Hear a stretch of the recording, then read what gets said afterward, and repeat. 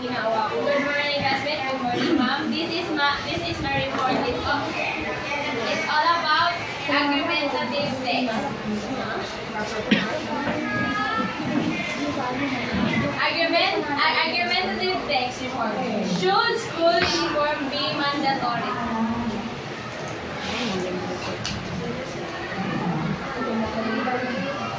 Body. Who reads this paragraph? Basaw na. Supporters of school uniforms believe that wearing the same clothes promotes quality among students, it removes social barriers, based on fashion and work helping students focus more on learning than on appearance. Uniforms also promote discipline and help identify students as individuals with the character. Who reads this paragraph? Ako na lang. Manalin. Ako na lang. However, others argue that uniform limits students' freedom to expression. They believe that allowing students to choose their clothes help them play confident and show their individuality. Buying uniform can also be expensive for some families,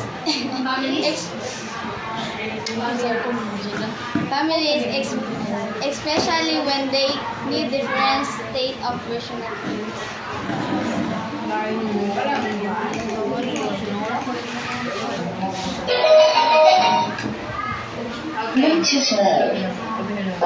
So it is this body that it Arguments in favor of mandatory school uniform.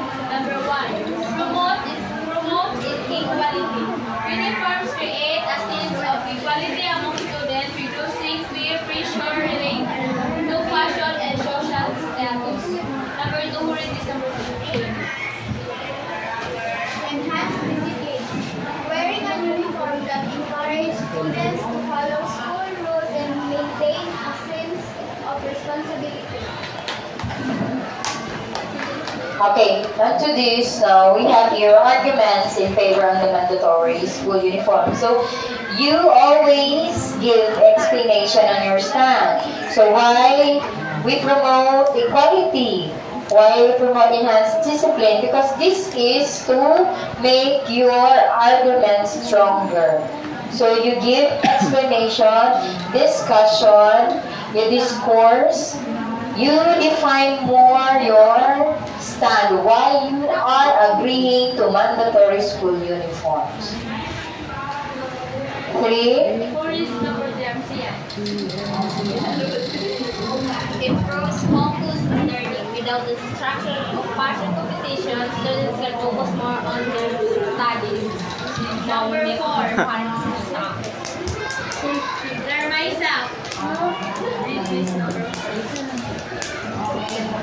Safety and identification. Uniforms make it easier to identify students within school premises, ensuring better security. Okay, so unto this, you have an argument that would add on to make it stronger an argument. Text, argumentative text. So you give improves, focus on learning, safety and identification. But better most, or mas maganda, if you include percentages, numerical data, numbers, that would include why it improved focus on learning. So, ibig sabihin, 90% of the students are with honors, or 90% of the students are in safety without getting in trouble because they are in uniform and identified as a student in that school.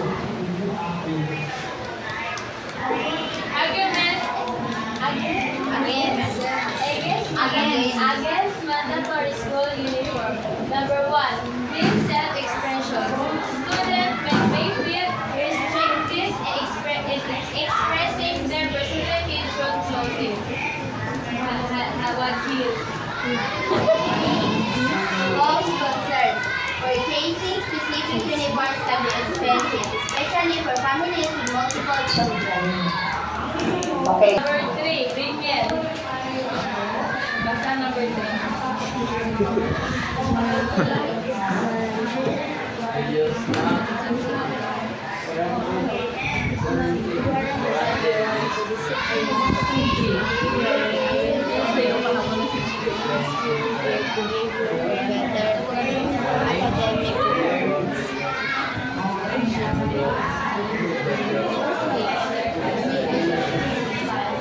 Glory, number 4.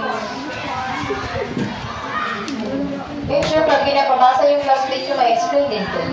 Comfort issue. Some uniforms may not be comfortable for all students, affecting their ability to participate fully in school activities. Explain mo.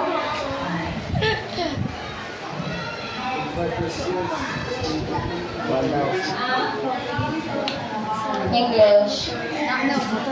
Wala yung information ako.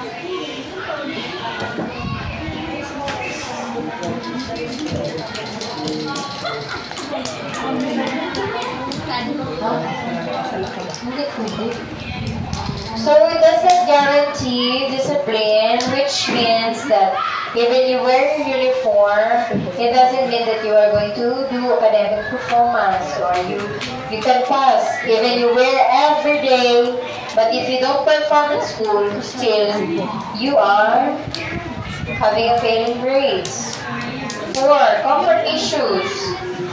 Okay, so some uniforms are not comfortable, but your uniform is comfortable enough, so make sure you wear your uniform. Unless this is backless, siguro backless ang uniform niya. Okay, so it's better comfortable siya. Conclusion, ikaw na. Conclusion. The debate over mandatory school uniform has strong points on both sides. While uniform can promote equality, safety, and focus, they may also limit personal expression and create financial burden. Schools need to balance the benefits and drawbacks carefully before enforcing strict uniform policies.